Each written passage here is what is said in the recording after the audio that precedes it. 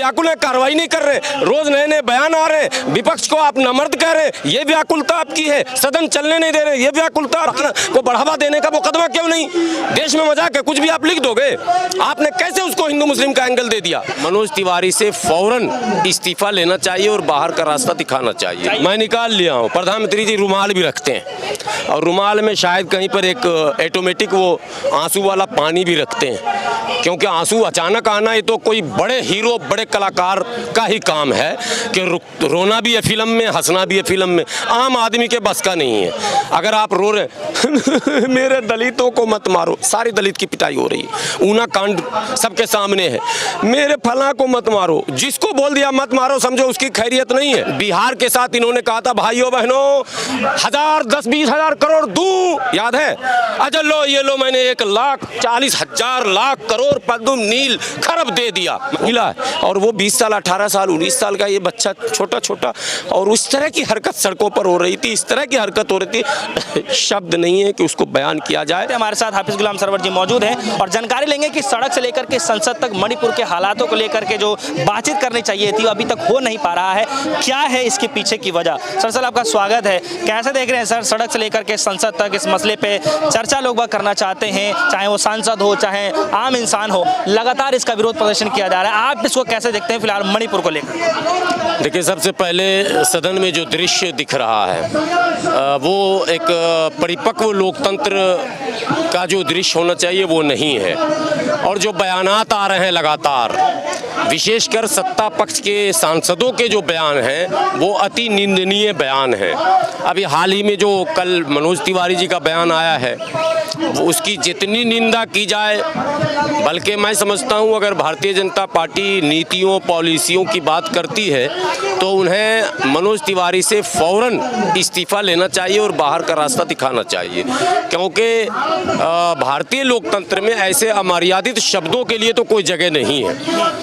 आपको याद होगा जब राहुल गांधी विदेश यात्रा पर अमेरिका गए थे, वहां जब बयान इन्होंने दिया था तो यही भारतीय जनता पार्टी के लोग सदन चलने नहीं दे रहे थे।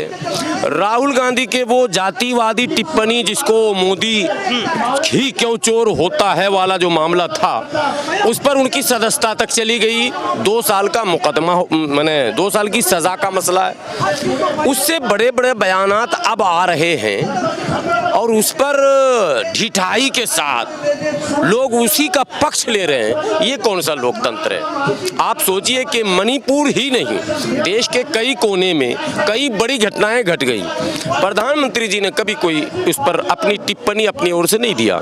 अमेरिका गए, वाहवाही लूटे, फ्रांस गए, मिस्र गए, यूएई गए, हंगामा पूरे मीडिया में रहा कि डंका बज रहा, ये हो रहा वो रहा।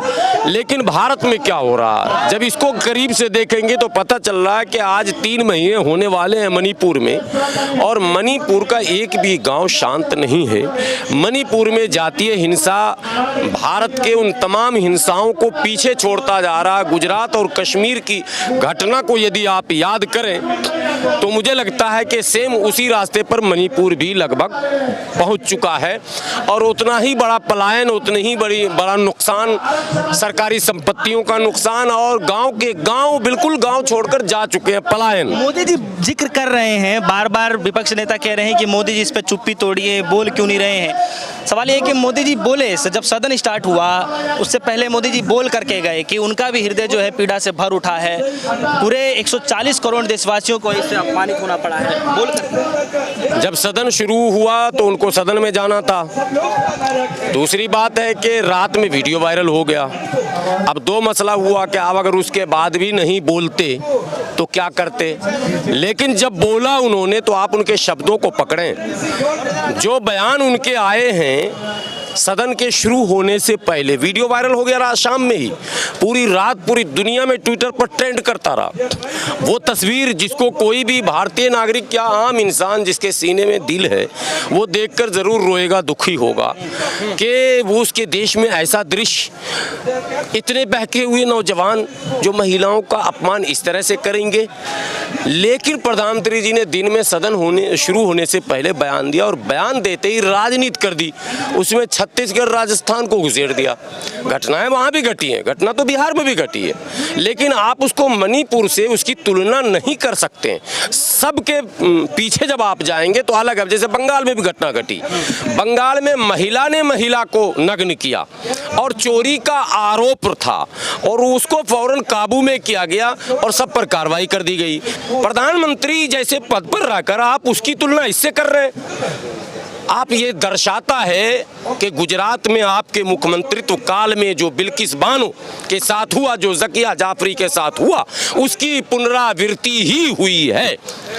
और मुख्यमंत्री जिस ढिठाई के साथ तब के मुख्यमंत्री को आडवाणी जी, अटल जी ने बचा लिया, आज के मुख्यमंत्री को मोदी जी बचा रहे हैं। नहीं, वो तो इस्तीफा देने के लिए तो जा ही रहे थे। अगर हम बात करें मणिपुर के जो सीएम साहब हैं, वो तो इस्तीफा देने जा ही रहे थे। कहाँ जा रहे थे, किधर जा रहे थे, किसने रोका? रोका किसने? मोदी जी ने रोक दिया। तो सबसे बड़े मुजरिम तो मोदी जी हैं। अगर वो इस्तीफा देना चाह रहे थे और आपने रोक दिया तो मतलब आपने ड्यूटी लगा दी कि नहीं, अभी इस तरह की घटना एक दो नहीं। मुख्यमंत्री ने कहा है कि ऐसे सैकड़ों घटनाएं घटी है, ऑन रिकॉर्ड है। इसका मतलब हजारों घटना का इंतजार है क्या आपको? ये एक सवाल है। क्या आप पूरे मणिपुर में इसी तरह के दृश्य को देखना चाहते हैं? यही वीडियो आपको पसंद आता है तो फिर आप झूठे हैं जो आप कहते हैं कि 140 करोड़ लोगों का मन दुखी है और मैं पीड़ा से पीड़ित हूँ और व्याकुल हूँ। इसका मतलब झूठ बोल रहे हैं कैमरे के सामने। अगर आप पीड़ित होते, आप व्याकुल होते तो आपकी व्याकुलता झलकती आपके कामों से, दिखता कि आप व्याकुल हैं। आप व्याकुल हैं, कार्रवाई नहीं कर रहे, रोज नए नए बयान आ रहे, विपक्ष को आप नमर्द कह रहे, ये व्याकुलता आपकी है। सदन चलने नहीं दे रहे, ये व्याकुलता आपकी है। आप बयान क्यों नहीं दे रहे सदन के अंदर?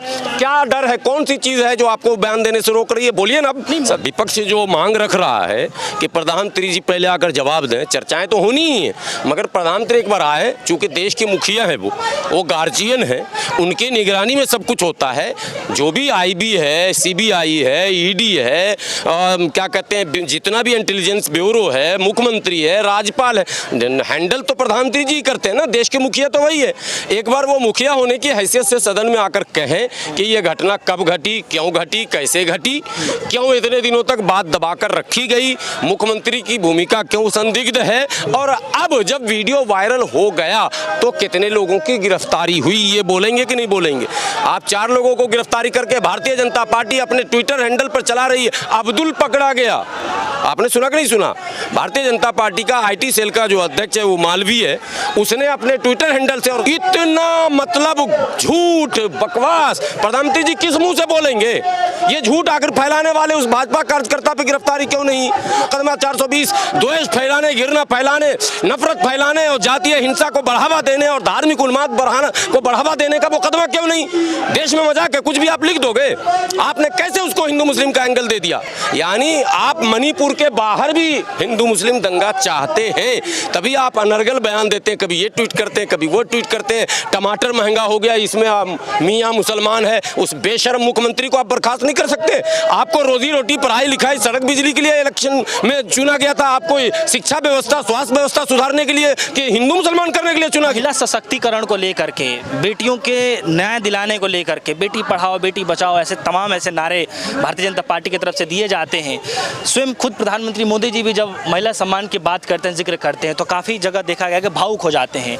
और ऐसे हालात में जब मणिपुर की जब घटना सामने आती है, तब आपके मन में क्या कुछ चल रहा होता है? इसकी सच्चाई मैं निकाल लिया हूँ। प्रधानमंत्री जी रुमाल भी रखते हैं और रुमाल में शायद कहीं पर एक ऑटोमेटिक वो आंसू वाला पानी भी रखते हैं, क्योंकि आंसू अचानक आना ये तो कोई बड़े हीरो, बड़े कलाकार का ही काम है कि रोना भी है फिल्म में, हंसना भी है फिल्म में। आम आदमी के बस का नहीं है। अगर आप रो रहे मेरे दलितों को मत मारो, सारी दलित की पिटाई हो रही है, ऊना कांड सबके सामने है, मेरे फला को मत मारो, जिसको बोल दिया मत मारो समझो उसकी खैरियत नहीं है। ये पूरा उल्टा मामला है गेम। अब आपको मैं बताता हूँ, इन्होंने कहा था एक ऑन रिकॉर्ड भाषण में मध्य प्रदेश में, भाइयों बहनों मेरी सरकार में तो बलात्कारियों को 15 दिन में हम सजा देते हैं। ये नहीं, अगर आपके पास है तो निकाल लीजिएगा अभी, ठीक है, और चला भी दीजिएगा ताकि मैं झूठा न साबित हो जाऊं। मैंने सुना है इन्होंने मंच से कहा कि मेरी सरकार जब से आई तो बलात्कारियों को 15 दिन में फांसी पर लटका देता हूं मैं, ठीक है। अब 15 महीने हो गए, एक बलात्कारी को जमानत दिलवा दिया। इसी जंतर मंतर पर आप लोगों ने धरना प्रदर्शन आंदोलन देखा, राष्ट्र की गौरव महिलाएं बैठी थी, छेड़छाड़ का मुकदमा था, पॉस्को में डी लगा हुआ था, नॉन बेलेबल सेक्शन था, लेकिन कौन सा कानून इनका है कि उसको बेलेबल बना के आखिरी में जमानत दिलवा दिया, और आज तक न लोकसभा की सदस्यता से इस्तीफा दिलाया, न भाजपा से इस्तीफा दिलाया, न खेल के वो जो पहलवान एसोसिएशन का अध्यक्ष, उसका टाइम ही खत्म हो गया था, इस्तीफा नहीं दिया उसने, टाइम ही पूरा हो गया था वो। उसके बाद इनके मैंने जहाँ डबल ट्रिपल इंजन की सरकार है, डबल लोग बोलते हैं, झूठ बोलते हैं, ट्रिपल इंजन। दो बातें, एक बात बताऊंगा, ये बात हमने नहीं, विपक्ष ने नहीं, किसी नेता, ये भाजपा के नेता ने कहा डबल इंजन। इसका मतलब जहां केंद्र के अलावा राज्य में इनकी सरकार होगी वहीं विकास का पैसा जाएगा। बिहार के साथ इन्होंने कहा था, भाइयों बहनों 1000 10 20 हजार करोड़ दूं, याद है? अच्छा लो, ये लो, मैंने 1,40,000 लाख करोड़ पद्म नील खरब दे दिया। वो भाषण याद है या भूल गए? 2019 वाला दे दिया बिहार को, कंगाल बनाकर रख दिया बिहार को। क्यों? कि इनकी सरकार नहीं है। ठीक है, बंगाल में इनकी सरकार नहीं, पैसा नहीं देंगे। झारखंड में इनकी सरकार नहीं है, पैसा नहीं देंगे। उड़ीसा में इनकी सरकार है, पैसा नहीं देंगे। तमिलनाडु में इनकी सरकार नहीं, पैसा नहीं देंगे। तेलंगाना में इनकी सरकार है, पैसा नहीं देंगे। आंध्रा में इनकी सरकार नहीं, तो पैसा नहीं देंगे। ये जितना पैसा फंड है सिर्फ योगी जी को देंगे डबल इंजन, उधर मामा मामू को देंगे, जो मामू बना रहा, ममता कोई और, पैर किसी और का धो दिया मामू।